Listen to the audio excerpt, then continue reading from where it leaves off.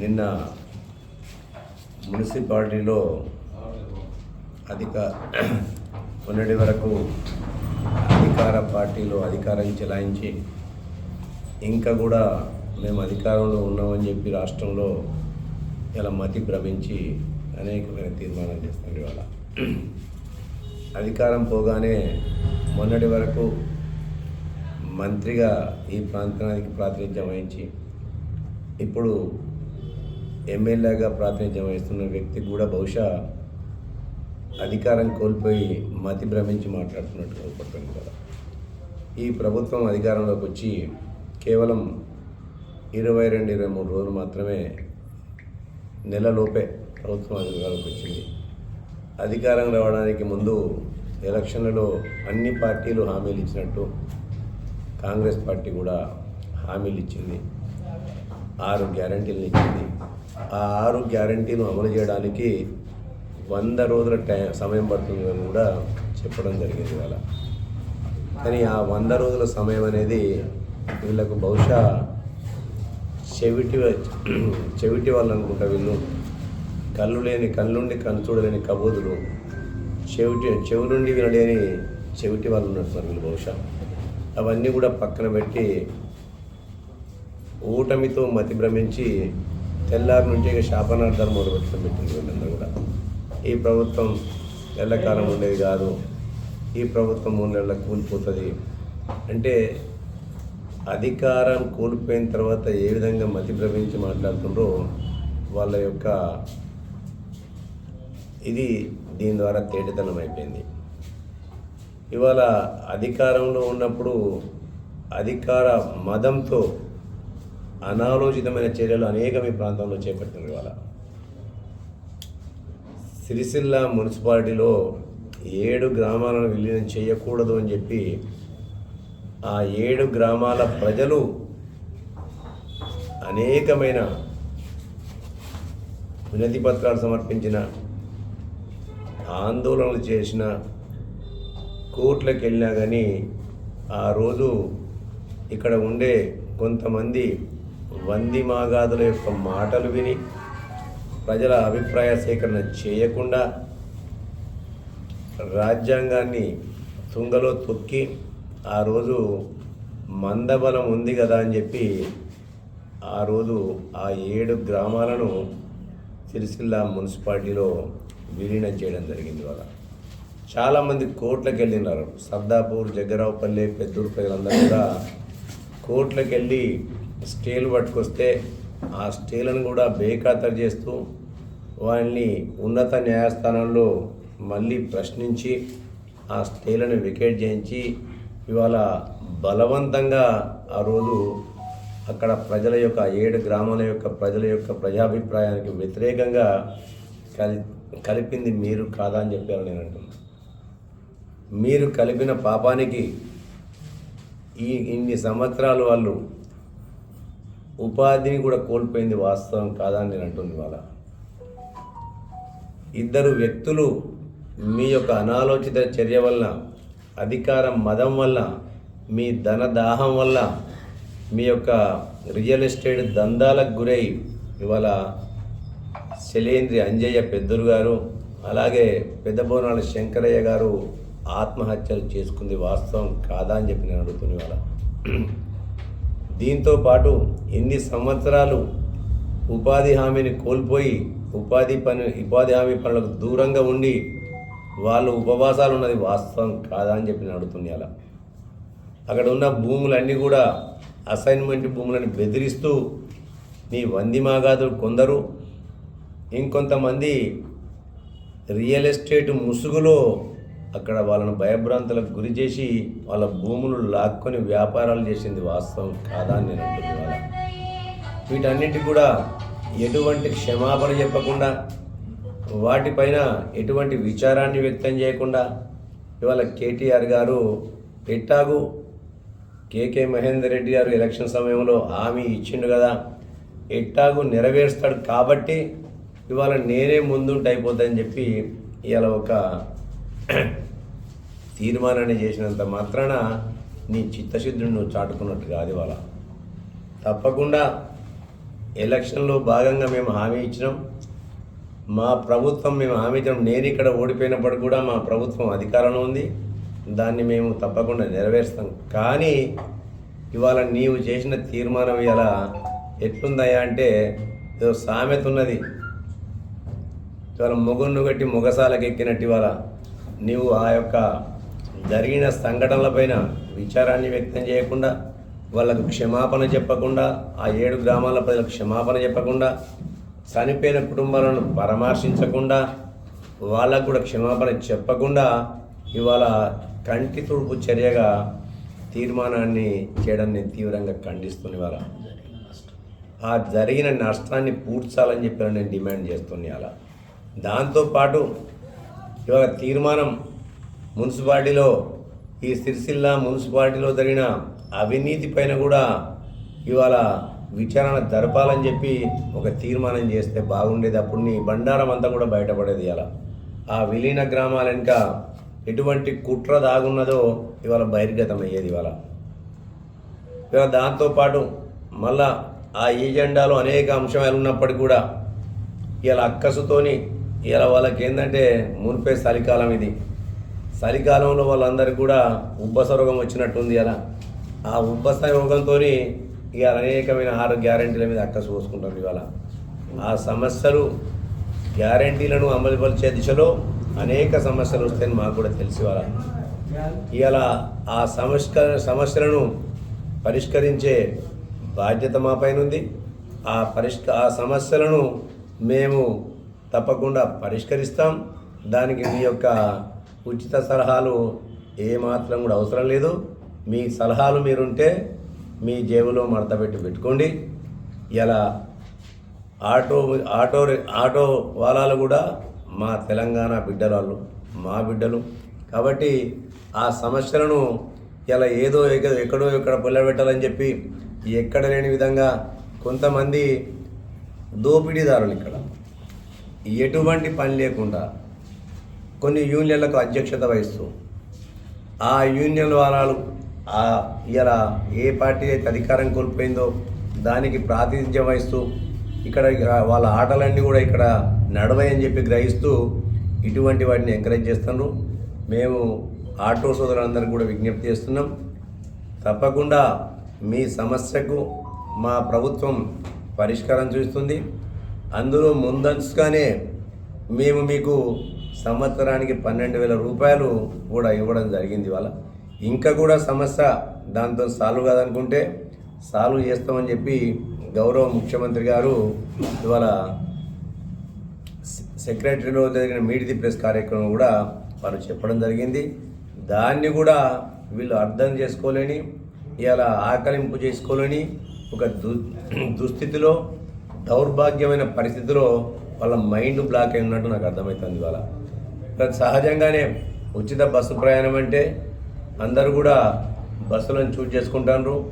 దాన్ని హర్షించి పోయి ఇవాళ దానికి ఏదో ఉచిత సలహా ఇచ్చినట్టు రద్దీ పెరిగినప్పుడు మీ మాదిరిగా ఆర్టీసీని నష్టాల్లో పూడ్చి ప్రైవేటు పరం చేసి ఇతరులకు అమ్మాలని చేసి పరిస్థితి కాంగ్రెస్ పార్టీ లేదు. ఇవాళ తప్పకుండా ఆర్టీసీ బస్సులను పెంచి అవసరాల రీత్యా ఆర్టీసీ బంధువులను పెంచుతామని చెప్పి మా ట్రాన్స్పోర్ట్ మినిస్టర్ గారు మొన్ననే ప్రెస్ కాన్ఫరెన్స్లో చెప్పడం జరిగింది. ఇవన్నీ కూడా వాళ్ళ కళ్ళకు కనబడాయి, చెవులకు వినబడాయి ఇవన్నీ. ఎందుకంటే అధికారం పోయి ఇలా మతి భ్రమించి వీళ్ళందరూ కూడా రేపు ఎల్లుండి అందరూ కూడా పిచ్చాస్పత్రిలో చేరడానికి సిద్ధంగా ఉన్నట్టు అవ్వబడుతుంది. వాళ్ళ మాకందరికి కూడా పేపర్లలో మా మంత్రులు చెప్పినవి వీళ్ళకి కనబడతలేవు. పేపర్లలో చదివితే వీళ్ళకి చదువు వస్తుందో రాదో, ఇంగిత జ్ఞానం ఉందో లేదో కూడా మాకు అర్థం కావట్లేదు. ఇవాళ కేవలం మాట్లాడాలి కదా, ఏదో ఒకటి మాట్లాడాలి కదా అని చెప్పి మాట్లాడతాను. వీటన్నింటిని కూడా ప్రజలు పట్టించుకున్న పరిస్థితులు లేరు. ఇట్లనే పిచ్చిగా స్టేట్మెంట్లు ఇస్తే ఇలా ప్రజల్లో మీరు అవాసు పాలు కాక తప్పదు, అప్రతిష్ట పాలు కాక తప్పదు. ప్రజలు మిమ్మల్ని వినే పరిస్థితుల్లో కూడా లేరు. ఇవాళ ఇటువంటి చిల్లర వేషాలు, చిల్లర కామెంట్లు, ఇలా చిల్లర విమర్శలు చేస్తే ప్రజలు పట్టించుకునే లేదు. చీత్కరించుకొని చీకొట్టి తెలంగాణ పొలిమేరలు దాటేదాకా తరిమి కొట్టే పరిస్థితి తెచ్చుకోవద్దని చెప్పి ఇక్కడ నేను వీళ్ళందరూ కూడా విజ్ఞప్తి చేస్తున్నాను.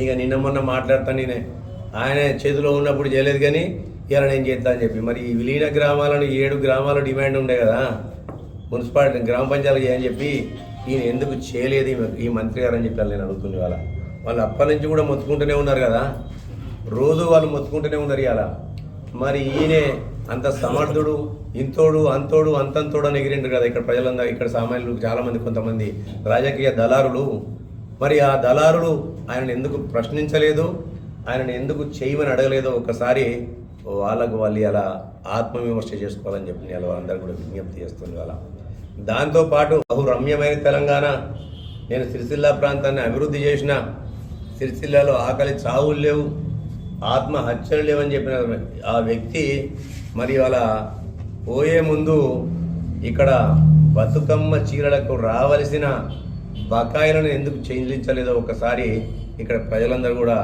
ఆయనను ఆ బతుకమ్మ సారీలు చేసిన నేతన్నలు కానీ అక్కడ ఉన్న అందులో ఇన్వాల్వ్ అయిన నా పద్మశాలి సోదరులు కానీ ఒకసారి ప్రశ్నించాలే ఎందుకు ఆయన రాజకీయ పబ్బం గడుపుకోవడం కొరకు మిమ్మల్ని అందరినీ కూడా భయభ్రాంతులకు గురి చేసి ఓట్లు దండుకోవడం కొరకు బిల్లుల పేరుతో మిమ్మల్ని బ్లాక్మెయిల్ చేసి రాజకీయ అవసరాల కొరకు ఇలా ఆయన మిమ్మల్ని వాడుకున్నట్టుగా నేను భావిస్తుంది ఇవాళ నిజంగానే ఆయనకు సిరిసిల్ల ప్రాంతం మీద సిరిసిల్ల ప్రాంత పద్మశాలి బిడ్డల పైన ప్రేమే ఉన్నట్టయితే ముఖ్యమంత్రి తర్వాత నేనే ముఖ్యమంత్రి అని చెప్పి అనేక మార్లు ఇవాళ అన్ని ల్యాండ్ కుర్తలు కూడా కొనుక్కున్నట్టు ఈయన కొరకు ఆ వ్యక్తి ఈ 200 150 కోట్లు 250 కోట్లు ఆ డబ్బులు ఎందుకు పద్మశాలి సోదరులకు ఇవ్వలేదని చెప్పి నేను ఇవాళ వారిని ప్రశ్నిస్తున్నా అదే మాదిరిగా పద్మశాలి సోదరుడు కూడా ఒక్కసారి మరి ఎందుకు వేయలేదు మీకు మీరుగా